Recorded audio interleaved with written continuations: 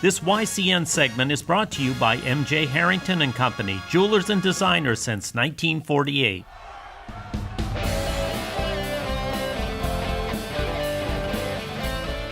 Welcome back, YCN Sports Talk. Jeremy Stout, Rob Taylor of the Lebanon Area Chamber of Commerce, Executive Director. Thanks for joining us, Rob. And now we get into the Celtics. I know you're a big Celtics fan. We were in here earlier this year when they were on their big winning streak. We both knew they weren't going to win 80 games in a row after dropping the first two, but they've stabilized. They haven't played terrible, but they're definitely 4-3 in their last 7. They did have a big win the other night against the Pacers. What an ending that one was! I don't know if you happened to see it or at least the highlights. I did.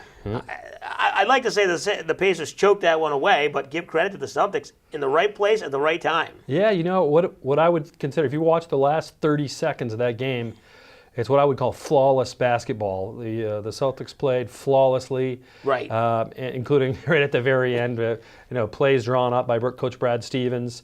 You could just tell that they really had a really great shot there coming down to those last 30 seconds. Yeah, exactly. They kind of blew the lead. It was a big lead. I don't know, it was like 18, 19 points. But then, and at the end of the game, they were down 4 or 5, but a big three-pointer by Irving, and then Rozier with the big steal. So they're playing good enough, and as we said, you're not going to play 700 basketball. You're not going to win 70 games.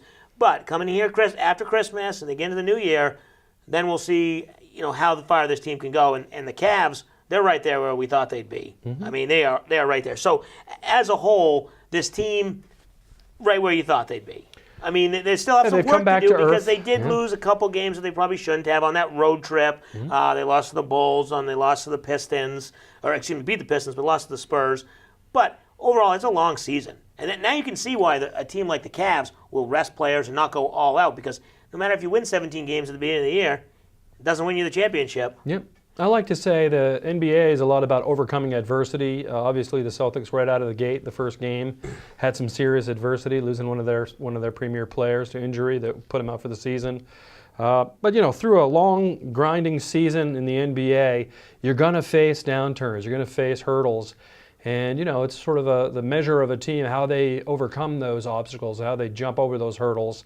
So they seem to have rebounded a little bit, pardon the pun, but they're doing much better. I'm still a buyer on the Celtics. I think they're going to be real competitive. Now it becomes a question of whether they go after some more marquee talent. Right. I've heard Anthony Davis as one of those that's being mentioned. He wants to win. He's tired of being on a subpar franchise.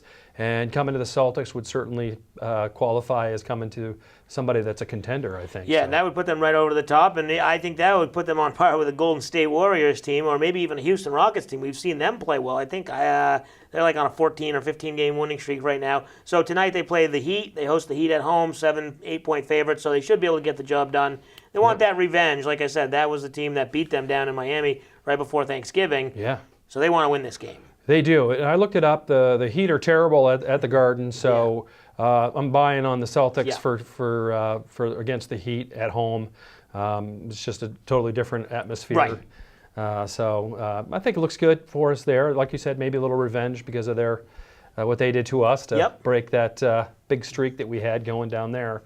I think it's the only game that the Heat come to Boston for this year. Right, not too many times they do that. Yeah. So kind of not off the court, but kind of away from the actual season.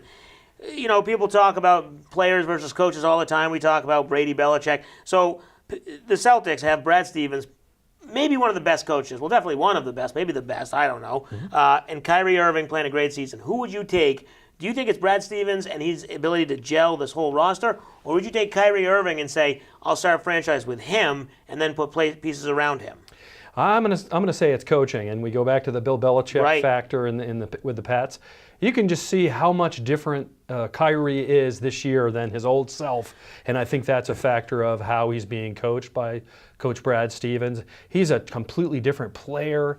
If you look at his stats, and I think that was the case with Isaiah too, that Coach Stevens was able to coach him up to a level that I don't think he normally plays for, and I don't think he plays for another coach at. Right, and because the 4 years that Brad Stevens has been here, they've always gotten better, no matter the player. So you're right, it's not as if, he has Kyrie now, so that's why he's winning. He was winning last year with a guy like Isaiah, who was probably playing over his head, like you said. The year before that, they weren't expected to make the playoffs. They made the playoffs as an 8 seed or something like And that. it's a young team that we got. Right. And so we're getting production out of these young kids. They're 23, 24 years old. Yeah, and I mean, every single night it's somebody different. It's Jaylen Brown, Jason Tatum, somebody's coming off the bench, somebody's making the big shot. So a lot of exciting season to go. Next week being Christmas, they say, hey, the season doesn't start until after Christmas. If that's true, the Celtics at least have a good head start. So Absolutely. be an exciting second part of the season. We'll take our final break. When we come back, we'll talk some college bowl games, tons of bowl games. We'll just get Rob's picks for the championship games, and then we'll get to our Salt Hill Pub picks of the week. We'll take a break. You're watching YCN Sports Talk.